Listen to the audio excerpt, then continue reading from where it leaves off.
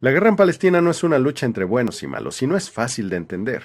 Quienes dicen que Israel no debería existir porque la tierra no les pertenece, por ejemplo, no cuentan la historia completa. Es que hace 3000 años surgió la religión judía y el reino de Israel en un lugar que los romanos nombraron después la provincia de Judea, hasta que el mismo imperio romano le cambió el nombre a Palestina, en referencia a Filistea, enemigos mortales de los primeros judíos, como castigo a los propios judíos por rebelarse en contra del imperio romano. Sin embargo, nunca desaparecieron por completo, y a finales del siglo XIX comenzaron a repoblar la región, a una velocidad tan grande que la población local mayoritariamente árabe para entonces empezó a chocar con ellos. Para cuando Israel fue creada en 1948, los judíos ya conformaban un tercio de la población total de Palestina. No fue un capricho que los judíos buscaran tener un Estado propio, un movimiento político que se bautizó como sionismo.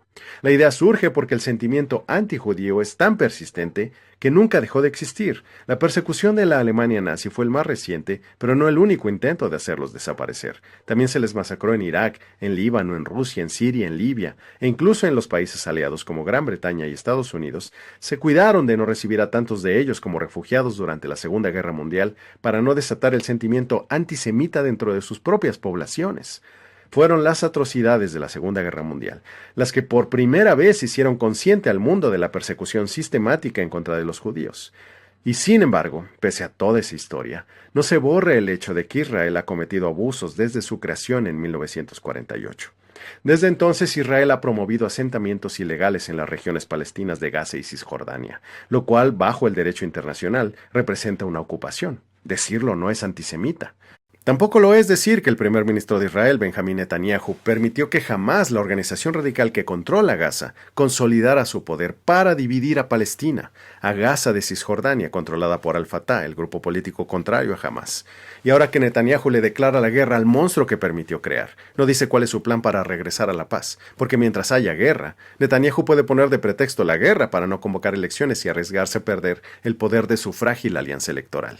Por eso, tras destrozar Gaza sin poder eliminar por completo Hamas, ahora se lanza contra Hezbollah, el grupo radical islámico en Líbano, en espera de mejores resultados electorales. Netanyahu y su grupo son radicales. Eso justifica que Hamas, la organización que controla Gaza, haya hecho una incursión armada el 7 de octubre de 2023 para acabar con la mayor crueldad posible a cuantos civiles pudo encontrar y secuestrar a 250 más. Las atrocidades cometidas ese día ¿justifican que se permita a Israel tomar Gaza sin límite de tiempo, pese a que ya se acumulan más de 40,000 muertos? Demasiados agravios acumulados. Y no ayuda que algunos simplifiquen el conflicto diciendo cosas como que Israel busca un genocidio contra los palestinos. ¿En serio? Bajo su definición oficial, Naciones Unidas, genocidio es la intención de destruir a un grupo racial, religioso, étnico o nacional. Desde 1997 a la fecha, la población palestina en Gaza y Cisjordania se ha duplicado de 2,5 millones hace 27 años a 5 millones actualmente. ¿No hubo genocidio en esos últimos 30 años? Esa intención surgió el año pasado, entonces. Más de 40,000 palestinos han muerto en este último año de guerra. Muchas personas. Pero estamos hablando de la región más densamente poblada del mundo, con una organización radical, Hamas, que construye búnkers debajo de hospitales y esconde personas secuestradas en zonas habitacionales. Suponiendo que Israel tiene la intención de borrar a todos los palestinos del mapa, al ritmo actual de decesos en Gaza y sin considerar el crecimiento poblacional, Israel tardaría 130 años en cumplir esa misión. Con la enorme diferencia de capacidades militares que hay entre Israel y Hamas, si esto es genocidio, es el genocidio más incompetente en la historia del mundo. Hace un buen eslogan decirlo, pero no contribuye a concientizar al público. Lo único que consiguen quienes lo repiten es radicalizar aún más a los participantes de esta guerra.